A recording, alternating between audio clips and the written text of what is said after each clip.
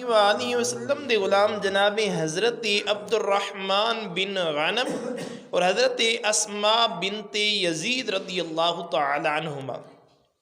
آپ فرماندے نے کہ ان النبی صلی اللہ علیہ وآلہ وسلم قال خیار عباد اللہ الذین اذا رؤوا اذکر اللہ وشرار عباد اللہ مسعون بالنميمة المفرقون بين الأحبة الباغون البراع العنت رواهما احمد والبہقی فی شعب الایمان۔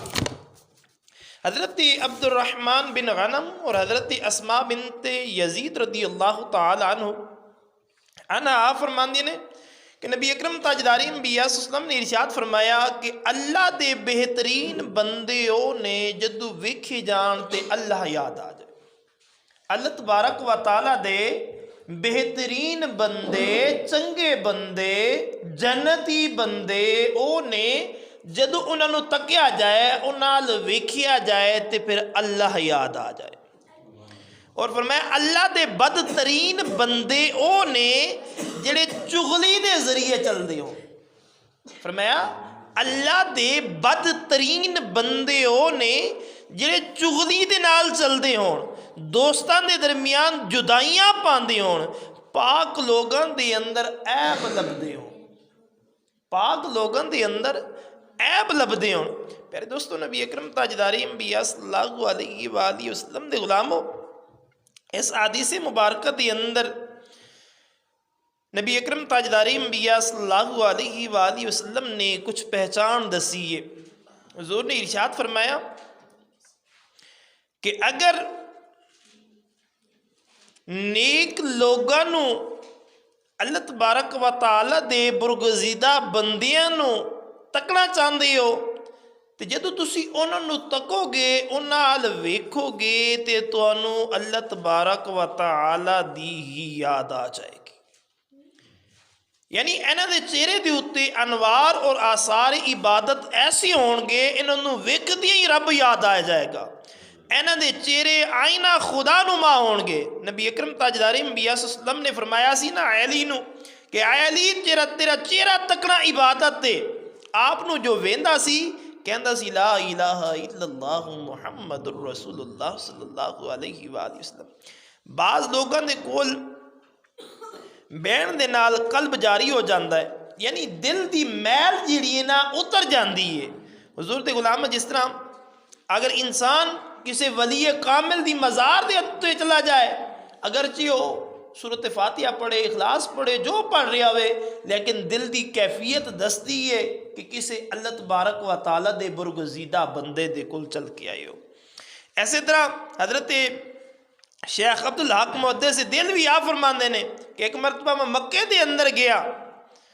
مکہ معظمہ دے بازار دے اندر فرماندے نے سر نیچا کر کے جا رہا سا، اچانک ایک شخص دے اتے میری نظر پئی۔ فرماندے نے جدو میں اس شخص دا چہرہ تکیا تے فوراً میرے منہ وچ نکلیا لا الہ الا اللہ وحدہ لا شریک لہ لہ الملک ولہ الحمد وہو علی کل شیء قدیر۔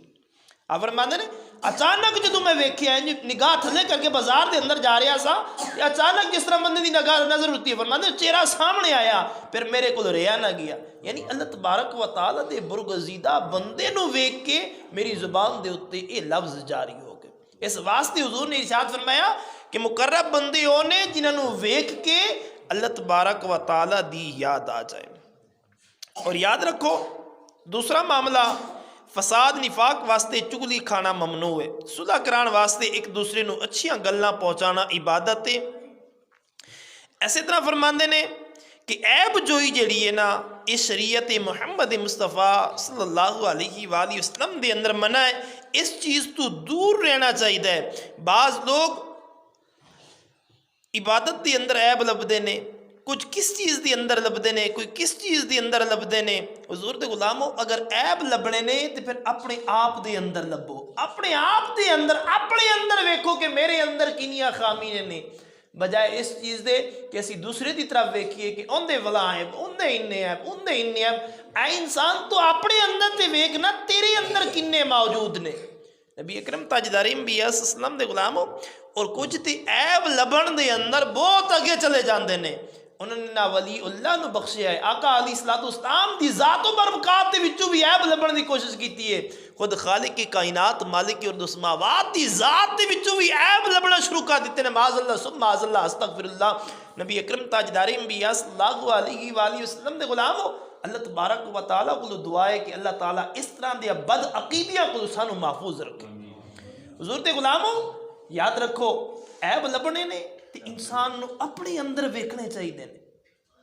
سب تو پہلے اپنے آپ نو سنوارنا چاہیے بجائے دوسرے دے عیب لبن دے جدو انسان اپنے عیب لبے گا نا پھر دوجی دے عیب انہوں بالکل ہی نظر نہیں آن گے دعائی خالق کی کائنات مالک ارض و سماوات تو مینوں اسی ساریاں نو دنیا دے اندر رہندیاں ہویاں فکر آخرت رکھن دی توفیق عطا فرمائے